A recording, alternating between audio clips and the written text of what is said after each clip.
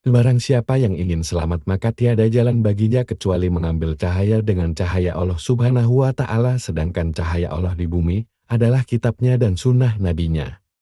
Ibnu Qayyim bertutur, orang-orang yang diperumpamakan dengan dalam kegelapan-kegelapan yang bertumpuk-tumpuk itu adalah mereka yang mengetahui kebenaran dan petunjuk, akan tetapi lebih mengutamakan kegelapan kesaliman dan kesesatan, lantas bertumpuk di atas diri mereka kegelapan karakter, kegelapan jiwa, dan kegelapan kebodohan. Karena mereka tidak mengamalkan ilmu mereka, sehingga mereka menjadi orang-orang yang bodoh. Juga kegelapan tindakan mengikuti kesesatan dan hawa nafsu, maka keadaan mereka itu seperti keadaan orang yang berada di lautan yang luas dan dalam, tak berpantai, diselimuti ombak. Di atas ombak itu masih ada ombak lagi, lalu di atasnya ada awan yang gelap. At-Tafsir Al-Qayyim. Ayat ini adalah perumpamaan yang paling tepat untuk fitnah syubhat. Adapun penjelasan terperinci mengenai fitnah ini, maka menurut saya dibatasi pada dua pokok pembicaraan saja, yakni sebagai berikut. 1. Fitnah seperti potongan malam yang gelap gulita. Sejumlah hadits yang bertutur tentang fitnah, menginformasikan adanya jenis fitnah, yang bentuknya seperti malam yang gelap gulita. Fitnah jenis ini dapat dimasukkan pada bab syahwat maupun syubhat, bahkan dapat dimasukkan pada kedua-duanya. Akan tetapi saya lebih cenderung untuk memasukkannya dalam fitnah syubhat, karena menurut saya itulah yang lebih tepat. Sesungguhnya syubhat itu pada hakikatnya membutakan mata hati setiap mukmin, menjadikannya bingung dalam menghadapi urusannya, membuat dirinya tidak dapat melihat secara jelas jalan menuju akhirat. Ini sesuai dengan karakter fitnah ini sebagai potongan malam yang gelap gulita. Sesungguhnya orang yang terjatuh di dalamnya terhalang dari melihat berbagai urusannya secara hakiki, sebagaimana orang yang berjalan pada malam hari yang gelap gulita itu terhalang dari melihat jalan yang akan dilaluinya. Dari Abu Hurairah radhiyallahu anhu, Rasulullah shallallahu alaihi wasallam bersabda, celaka untuk orang-orang Arab karena keburukan sudah mendekat. Fitnah-fitnah bagaikan potongan malam yang gelap gulita. Seseorang menjalani waktu pagi sebagai seorang mukmin, tetapi dia memasuki waktu sorenya sebagai orang kafir. Suatu kaum menjual din mereka dengan secuil harta dari dunia. Orang yang berpegang teguh dengan agamanya pada waktu itu bagaikan orang yang memegang bara api, atau beliau bersabda, bagaikan orang yang memegang duri. Sahih Muslim, Al-Iman, hadits Nong, 118. Kami katakan, hadits ini mengandung isyarat terkait sudah dekatnya fitnah yang telah diterangkan juga sifatnya, yakni fitnah seperti potongan malam yang gelap sejak masa sahabat. Pada hadits ini juga terkandung penjelasan bahwa mayoritas orang yang merasakan kebinasaannya adalah orang-orang Arab. Oleh karena itu ancaman kepada mereka disampaikan secara khusus. Ancaman fitnah-fitnah ini tersembunyi di antara ketidakjelasan kebenaran dari kebatilan, karena itulah orang yang terjun di dalam kubangannya tidak dapat lagi menjaga imannya, baik dengan lisan maupun dengan senjata, walau hanya dalam waktu setengah hari sekalipun.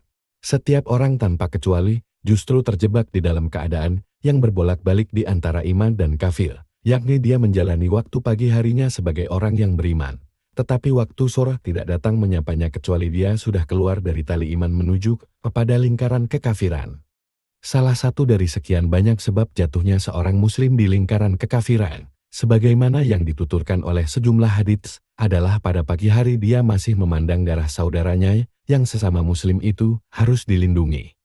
Kemudian dia jatuh ke dalam syubhat yang menjadikan dirinya menganggap halal darah, harta, atau kehormatannya. Sudah diketahui bahwa tindakan menuduh seorang muslim sebagai kafir itu akan kembali kepada salah seorang di antara keduanya yang menuduh atau yang dituduh. Memerangi orang Islam atau menghalalkan darahnya tertumpah juga merupakan kekafiran sebagaimana yang dijelaskan oleh sejumlah hadits. Ini termasuk kufur perbuatan bila pelaku yang muslim tersebut memerangi sesama muslim lainnya tanpa meyakini bahwa darah orang yang diperangi itu halal untuk ditumpahkan. Jika tidak demikian, maka pelakunya terjerumus ke dalam kufur keyakinan bila dia meyakini bahwa darah sesama muslim itu halal ditumpahkan. Pada hadits ini juga ada isyarat betapa kuatnya penguasaan dunia dan cengkraman syahwat di dalam hati orang-orang yang hidup pada zaman itu, sedemikian kuatnya hingga sampai pada batas harta dunia, walau hanya sedikit saja, memiliki daya tipu yang sangat besar terhadap hati mereka, sehingga menjadikan mereka keluar dari agama Allah Subhanahu wa Ta'ala. Oleh karena itu agama dan iman itu dijual dan ditukarkan dengan harga yang paling murah dan merugi. Pada hadits ini, ada pula isyarat bahwa fitnah-fitnah ini secara khusus akan memunculkan segolongan besar manusia pencari harta dunia, bahkan harta dunia dan kesenangannya itu menjadi standar martabat bagi mereka. Penolong kebenaran sangatlah sedikit jumlahnya pada masa itu. Oleh karenanya sangat sulit bagi seorang muslim untuk menjaga keteguhan agama di dalam hati dan perilakunya, sehingga orang yang memegangi agamanya dengan teguh bagaikan orang yang memegang bara api atau memegangi duri, padahal keduanya sama-sama pahit dan menyakitkan. Penyebabnya adalah orang-orang yang masih teguh imannya pada zaman itu akan berhadapan dengan gelombang kemurtadan yang menghanyutkan dan yang menyapu bersih sekitar mereka, menghilangkan prinsip iman yang mereka pegangi. Kondisi ini tidak akan terjadi kecuali apabila kebanyakan manusia telah benar-benar berada dalam kelemahan agama dan imannya. Hadits ini dan hadits-hadits lain yang semakna dengannya menjadi salah satu dari sekian banyak dalil kenabian Muhammad SAW, karena berbagai fitnah ini benar-benar telah terjadi dan terus merajalela. Siapa saja yang mengamati sejarah umat Islam, fitnah kaum Karamitan dan Batiniyah secara umum sebagaimana dinasti Fatimiyah dan Nushairiyah, serta sebagian fitnah Bani Abbasiyah dan peperangan mereka melawan penguasa yang mereka gantikan. Juga fitnah yang terjadi pada masa Umayyah Bani Umayyah seperti tragedi Al-Haraq, Karbala, dan lainnya. Maka tampak jelaslah baginya bukti kebenaran sabda Rasulullah SAW. Fitnah-fitnah ini terus berlangsung dengan kedahsyatannya. Barangkali pada zaman kita sekarang ini sudah jauh lebih jelas pihak-pihak yang terlibat serta sebab musababnya daripada zaman sebelumnya. Dari Nu'man bin Bashir radhiyallahu anhu, Nabi SAW bersabda, sesungguhnya menjelang hari kiamat terjadi banyak fitnah seperti potongan malam yang gelap. Seseorang memasuki waktu pagi sebagai orang yang beriman, kemudian dia menjalani waktu sore harinya sebagai orang kafir, atau dia menjalani waktu pagi sebagai seorang mukmin, kemudian dia memasuki waktu sore sebagai orang yang kafir. Banyak kaum menjual bagian mereka dengan harta yang murah dari dunia, atau dengan harta dunia. Hasan al-Basri berkata, demi Allah, sungguh kami melihat mereka sebagai gambar patung tanpa akal, tubuh tanpa cita-cita, kupu-kupu ape dan lalat ketamakan. Mereka berangkat pagi dengan 2 dirham dan pulang sore hari dengan 2 dirham. Salah seorang di antara mereka menjual agamanya dengan harga seekor kambing betina. H.R. Ahmad, Musnad al-Kufiyin, Hadits No. 18434. Kami katakan, semoga Allah menyayangi Hasan al-Basri, sungguh pada masanya sudah terjadi agama dijual dengan harga seekor kambing betina. Adapun pada zaman kita sekarang ini, agama dijual tanpa ada harganya sedikit pun, bahkan sebagian orang menjual agamanya untuk kepentingan dunia orang lain. Kadang-kadang perbuatan rendah ini tidak menghasilkan apapun walau seharga ekor kambing betina. Seperti inilah perdagangannya yang amat merugi. Seburuk-buruk manusia adalah orang yang menjual kemuliaan agamanya untuk dunia sebagaimana yang dijelaskan oleh sejumlah atsar. Dari Abu Musa radhiyallahu anhu, Rasulullah SAW bersabda, sesungguhnya di hadapan kalian ada banyak fitnah seperti potongan malam yang gelap. Seseorang memasuki waktu pagi sebagai seorang mukmin, tapi dia menjalani waktu sorenya sebagai orang kafir. Orang yang duduk pada waktu itu lebih baik daripada orang yang berdiri. Orang yang berdiri pada waktu itu lebih baik daripada orang yang berjalan. Orang yang berjalan pada waktu itu lebih baik daripada orang yang berjalan cepat berlari-lari kecil. Para sahabat bertanya, apa yang Anda perintahkan kepada kami? Rasulullah SAW bersabda, jadilah kalian alas pelana di rumah kalian nih. H.R. Abu Daud, Al-Fitan wa Al-Malahim, Hadits No. 4242. Kosakata asing, ahlas, bentuk jamak dari halas, yakni kain yang dihamparkan di bawah pakaian dan selalu berdekatan dan melekat erat dengan bagian bawahnya. Dikatakan pula bahwa halas adalah pakaian yang diletakkan pada punggung unta, di bawah pelana dan alas pelana. Yang dimaksud dari sabda Nabi SAW di sini adalah jadilah kalian orang-orang yang tetap bertahan di rumah kalian dan hendaklah kalian tetap diam supaya kalian tidak terjatuh di dalam fitnah. Penjelasan, mungkin saja dalam hadits ini terdapat isyarat tentang fitnah-fitnah yang terjadi pada masa Daulah Umayyah dan Daulah Abbasiyah, atau yang terjadi pada masa-masa akhir kekhalifahan Islam Khilafah Rasyidah. Tetapi mungkin juga fitnah yang dipaparkan dalam hadits ini bersifat umum mencakup segala fitnah yang mengakibatkan pertumpahan darah antar kaum muslimin dan perampasan harta mereka. Pada hadits ini juga terkandung pengarahan bagi setiap muslim untuk menjauhkan diri dari berbagai fitnah, tidak menganggap remeh urusannya, dan supaya dia tetap berusaha menahan tangan, lisan, dan tindakannya di dalam masa fitnah terjadi. Lebih dari itu, sebaiknya dia tetap tinggal di rumahnya ketika fitnah merajalela dalam rangka menjamin keselamatan agamanya. Fitnah-fitnah yang mengakibatkan pertumpahan darah dan membalikkan orang dari Islam menjadi kafir ini pasti munculnya dari fitnah syubhat yang bersemayam dan bertahta di hati manusia, sehingga siapapun yang terjatuh di dalamnya niscaya dirinya tidak dapat memisahkan antara kebenaran dengan kebatilan. Oleh karena itu yang lebih selamat pada keadaan ini adalah menjauh darinya dan tetap tinggal di rumah, terutama pada fitnah yang terjadi penumpahan darah kaum muslimin. Dari Abu Umamah radhiyallahu anhu, Rasulullah Shallallahu alaihi wasallam bersabda, akan terjadi fitnah, seseorang memasuki waktu pagi sebagai seorang mukmin, lalu dia memasuki waktu sore sebagai orang kafir, kecuali orang yang dihidupkan oleh Allah dengan ilmu. Sunan Ibnu Majah 2.13.5. Muhakkiknya berkata, pada Zawaid, isnadnya dhaif. Penjelasan.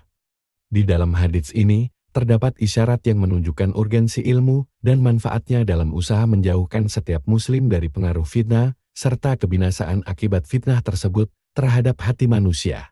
Barangkali salah satu ilmu terpenting yang harus dihafal oleh setiap muslim pada masa fitnah adalah ilmu tentang fitnah dan tanda-tanda hari kiamat, serta ilmu yang menjadikannya mengetahui dengan jelas jalan yang harus dia tempuh di sela-sela fitnah, sehingga dia tidak ikut-ikutan terjun ke dalam kubangan yang diterjuni oleh banyak orang. Seorang muslim juga harus mengetahui tentang keburukan, sebab-sebabnya, dan motivasi pendorongnya, sebagai penjagaan dan pelindung untuk dirinya, agar tidak terjatuh di dalamnya. Oleh karena inilah pertanyaan terbanyak yang dilontarkan Hudzaifah radhiyallahu anhu adalah tentang keburukan yang umat Islam akan jatuh ke dalamnya, karena dia khawatir dirinya akan terjatuh ke dalamnya. 2. Fitnah setan. Fitnah setan mengandung sisi syahwat dan juga sisi syubhat. Akan tetapi fitnah ini lebih dekat kepada pintu syubhat. Karena terjatuhnya seseorang ke dalam fitnah syahwat itu pada awalnya hanya terjadi dan diakibatkan oleh syubhat iblis yang berisi hasutan yang menghias-hiasi dunia di dalam hati seorang mukmin, serta menghilangkan keinginan dan kerinduan kepada akhirat dari dirinya. Selanjutnya iblis dan bala tentaranya mengarahkan orang ini hanya menuju kepada kehidupan dunia dengan mengutamakan syubhat menuju hal-hal yang gaib. Apabila syubhat ini sudah bertahta kuat sejak awalnya di dalam hati seorang mukmin, maka dia akan cenderung kepada dunia dan syahwatnya, mengutamakan yang segera dan mengakhirkan yang tunda. Dari arah lain, sesudah terjerumusnya manusia ke lembah syahwat, setan berusaha merealisasikan tujuannya menjatuhkan manusia ke dalam syubhat. Itulah tujuan mereka yang sebenarnya, itulah sasaran mereka yang disatukan, sekaligus menjadi elemen terbesar yang diusahakan terwujudnya oleh setan melalui penebaran 4 jenis fitnah syubhat, yakni memunculkan keraguan dalam hati muslim kepada misi kerasulan yang mengutus rasul, dan janji akhirat. Dari Jabir radhiyallahu anhu, Nabi Shallallahu alaihi wasallam bersabda, sesungguhnya setan telah berputus asa untuk disembah oleh orang-orang yang mengerjakan salat di Jazirah Arab, akan tetapi ia tetap berupaya menebarkan hasutan provokasi di antara mereka. Sahih Muslim, Sifah Al-Qiyamah wa Al-Jannah wa An-Nar, Hadits No. 2812. Kami katakan, hadits ini berisi penjelasan karakter kekuasaan setan di lingkungan Islam yang menyerap ajaran tauhid, khususnya di Jazirah Arab. Puncak kekuasaan setan adalah mengobarkan permusuhan, kebencian, dan perpecahan antar kaum muslimin. Pada hadits ini juga terdapat isyarat tentang pentingnya salat untuk menepis jerat setan, karena keputusasaan setan dari penyembahan manusia kepada dirinya hanya berlaku ketika kaum muslimin masih tetap menjadi orang-orang yang rajin mengerjakan salat. Setan selalu ikut campur tangan dalam urusan kaum muslimin dengan cara mengobarkan syubhat yang hina dalam mereduksi parameter hubungan seorang muslim dengan saudaranya sesama muslim, pandangannya terhadap dunia, dan meremehkan persiapan dirinya menghadapi akhirat.